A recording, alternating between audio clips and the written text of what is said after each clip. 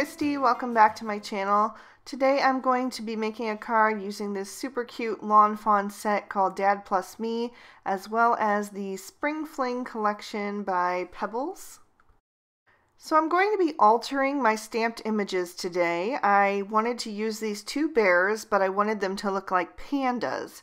So I took a pencil and drew in some lines for myself. And now I'm just going to trace over those lines with my Memento dual-tipped marker.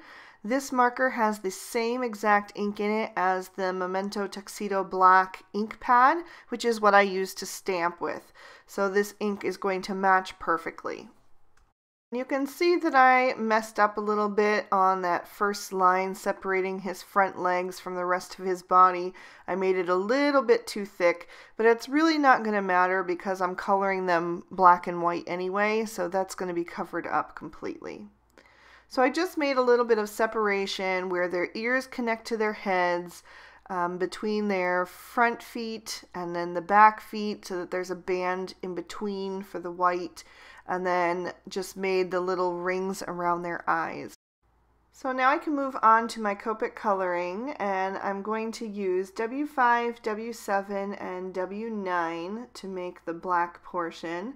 I don't want to color just solid black because there wouldn't be any dimension or any contrast in that, so I'm using the W9 as my darkest, which is a pretty dark color there, and then I'm going to blend out a bit with the W7, just kind of shading in the under the head and around the sides of the legs, and then right where the belly starts there, and then I'll just leave a little bit of highlighted area for that W5, especially right there on the front of the body where the sun would hit.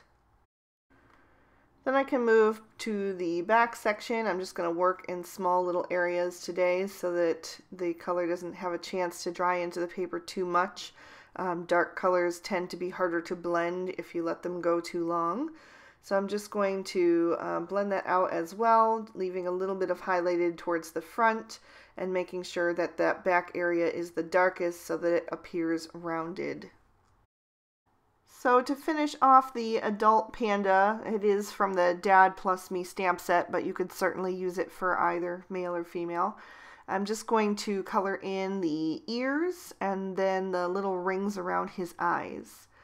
So to help me figure out where I was going to draw my lines, I just Googled cartoon pandas. That's a tip that I picked up from Jennifer McGuire a long time ago, and I find it really does help to get ideas for coloring various critters. So if you need assistance, like trying to figure out, if you're going to alter your stamps or even just color combinations, if you just Google the cartoon version of it, it should give you some good ideas.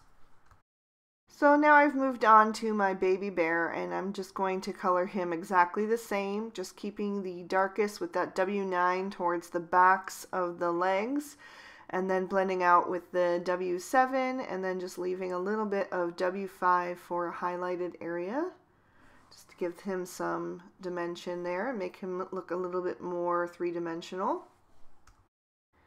And when I shade the eyes, I do try to keep the darkest area close to the bottom edge of the head so that I don't have to cover up the eyes too much. Using that W5 over most of the eye is going to keep it lighter so that you're able to see them and they don't get lost. So even though the remaining sections are white, I don't want to just leave the plain white paper because it's going to look flat and it's not going to match with the rest of our image.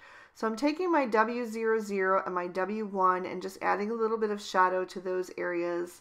I'm shading the top and bottom of the belly and then all around the edge of the head and right around the muzzle so that they still could keep that rounded appearance.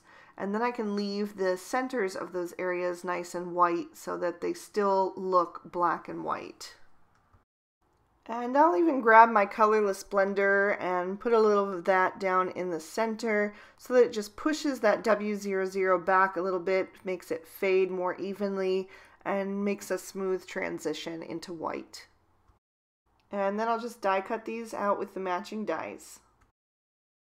I've also die cut a square using the Lawn Fawn cross stitch square stackables dies, and I wanted to create a very vibrant focal panel that would really make these pandas pop when they're placed over top. So I'm going in with a couple of colors of Distress ink. I'm using the Picked Raspberry, the Squeezed Lemonade, and the Peacock Feathers, and I'm just going to blend in some bright color from the edges. I'm overlapping a little bit with the yellow and the pink to create a little bit of a coral color. I'm going to do that from either corner. And I'll just keep working on that until I get it as nice and bright as I want it to be. And then I'm going to take my peacock feathers and come in from the last corner there. And I'm going to allow that to overlap a little bit of the squeezed lemonade, which is going to create a little bit of a green color. So that everything is going to blend really well and create kind of a nice rainbow, almost tie-dye effect, and just be that bright pop of color that I'm looking for. So I'm just going back over each of these sections to make them as vibrant as possible. As that ink starts to fade into the paper, I can see that I want it to be just a little bit darker, so I'm just adding a little bit more ink on top. Then I'll set that panel aside to dry for just a minute or two. It doesn't take very long, but you do want that ink to be dried before you add your adhesive so that everything sticks very well. So now I'm taking my little pandas. I've added some foam tape to the back of those to make them popped up just a little bit. And I'm going to situate those on my focal panel. I decided to flip their orientation so they're kind of facing away from each other. I thought that would be cute. And then I'm going to take a sentiment from Chit Chat, which is a set I haven't used in a while, so I thought that would be fun to add this little speech bubble. And I just stamped that out on some white cardstock, and I'm going to place that with some foam tape right between them. My card base is a piece of Lawn Fawn black licorice cardstock, scored and folded to a standard portrait style card. So it's 4 1/4 wide by 5 1/2 tall with a top fold.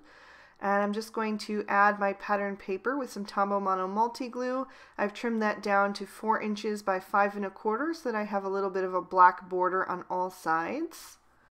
I also took this black and white text print and ran that through my Cuttlebug and just did some selective die cutting to give that bottom edge that nice stitched detail on the flag end. And I'll just adhere that down right over top of my black and white polka dot. I thought it would be fun to use only black and white papers to tie in with the panda theme.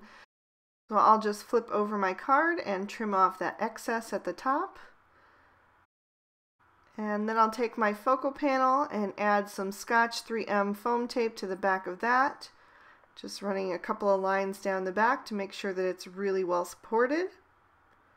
And then I'll just peel off those backer sheets and pop that over top. And that's going to make that nice and bright focal point really pop against all the black and white that we've got going on here. And I'm just making sure that's straight, and then I'll press that down firmly. I'll grab my Tombow Mono marker that I used at the beginning and just trace over both pandas' eyes. Normally I would use my black Jelly Roll Glaze pen, but the line was a little bit too thick for the panda with the closed eyes. Since my card base is black cardstock, I really only have 2 options for the inside. I can either stamp in white ink, but then you need a white gel pen to write your message, or you can create a liner using a piece of white or other light colored cardstock so that you're able to write a message on the inside with a regular pen.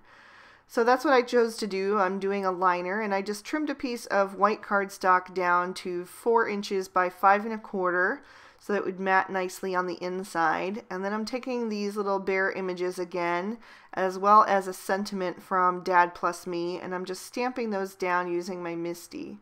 I had a little bit of trouble getting the mama's front leg to stamp well, so it's a really good thing that I was using the Misty and I was able to just re-ink and stamp that down. So now I'm taking my liner and I'm just using a little bit of Tombow Mono multi-glue on the back of that, and then I'll just position that right on the inside so that we have that nice black border all around, and just press that into place. And that is going to complete our card for today. I thought about adding a couple embellishments, but anything I thought of just seemed like too much, and sometimes simple is best, less is more, so I decided to just let it be. But I think these pandas came out super cute, and if I gave this card to someone who was unfamiliar with this stamp set, I'm sure they'd have no clue that these weren't originally pandas. So sometimes it could be fun to alter your stamped images just a little bit. Thank you guys so much for watching. I hope you enjoyed the video. If you did, please give it a thumbs up. Here's an extra couple videos you may also be interested in, and you can always click on my photo to subscribe. Have a great day. Bye-bye.